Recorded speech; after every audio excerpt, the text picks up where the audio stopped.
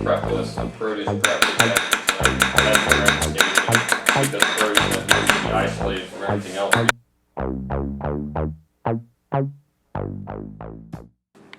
Hey guys, Mr. Knife Fanatic here.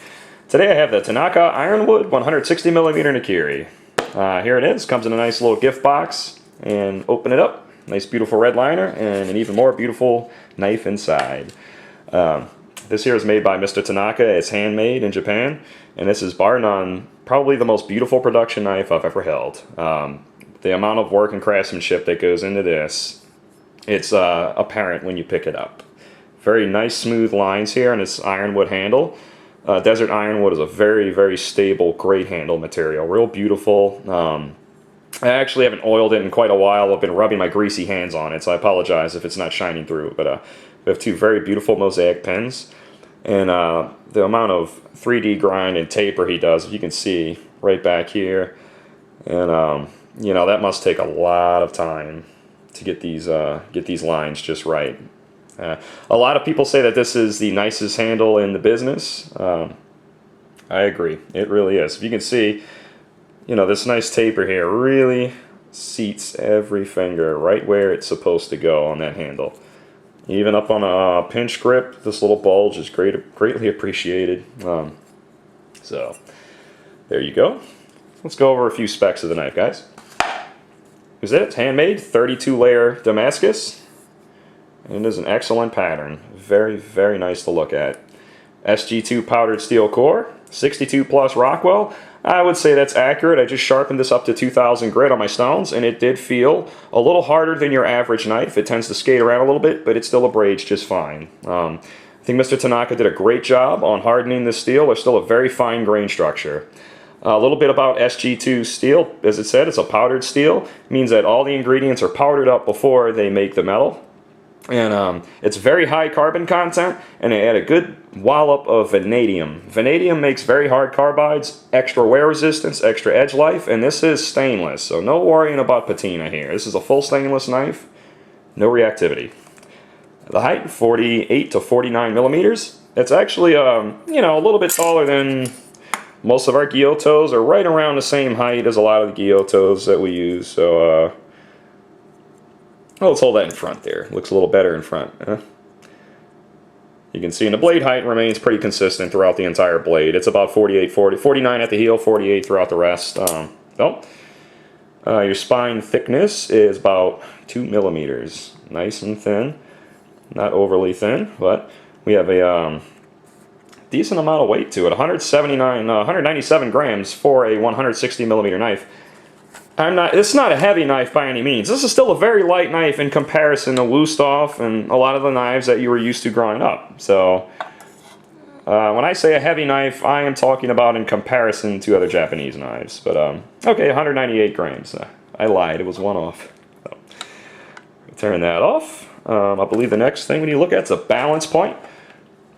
With all this handle work, sometimes you have handles that are, you know, a little overly flashy. It makes it handle heavy. That's not the case on this knife. This knife is perfectly weighted, as you can see.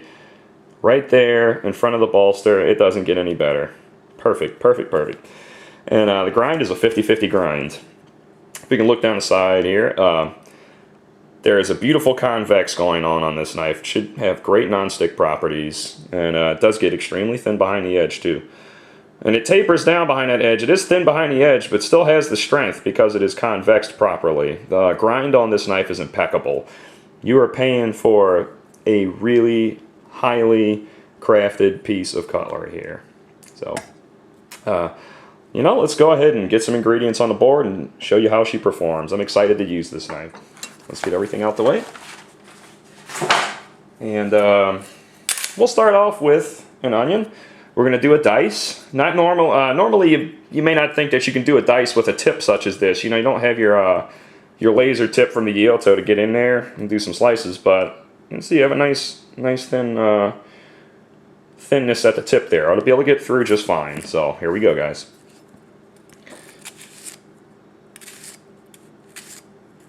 You can see, no trouble at all.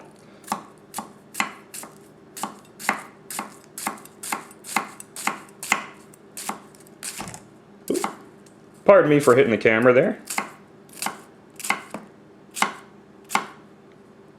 See the grind? Very nice.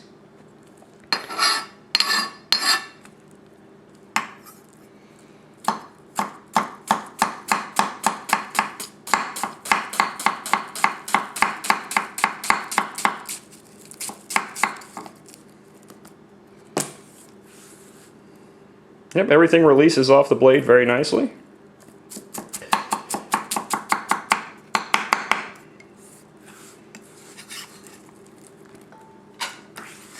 Forgive me, this is a little bit hard to work around my camera sometimes, but I do enjoy the first-person view cutting. I think you guys will agree.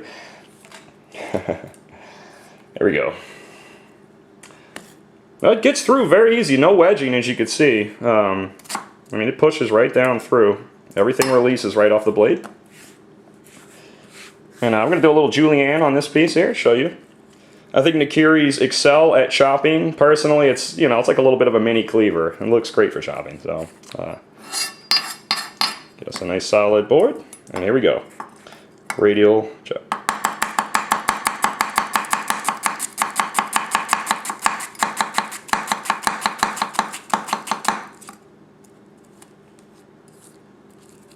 Look at those slices, nice, huh? Wow.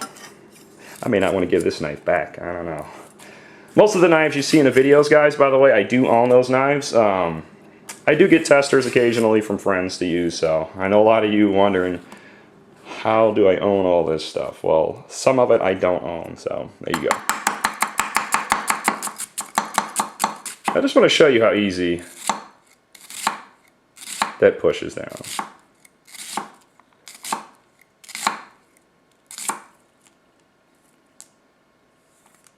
Everything just falls apart right under it. Nice. And lastly, we have a little bit of a carrot here. Try to get a big carrot this time. I know a lot of times I don't have the hugest one.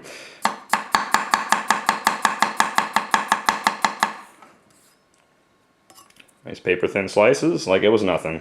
You know, it pushes. That's what we're talking about when we're talking about grind in the shoulder of a knife. It's right behind the edge of the edge itself. This area right here is what counts. And getting that very thin takes some skill. Very nice. There we go. And we go about 1 inch, 2 inches right there. And get one end squared up. Because you know we're going to do a little bit of or my attempt at a brunoise. Let's see here.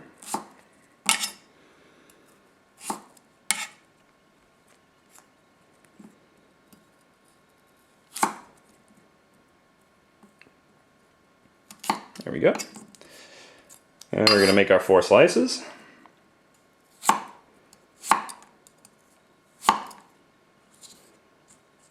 Make some carrot sticks.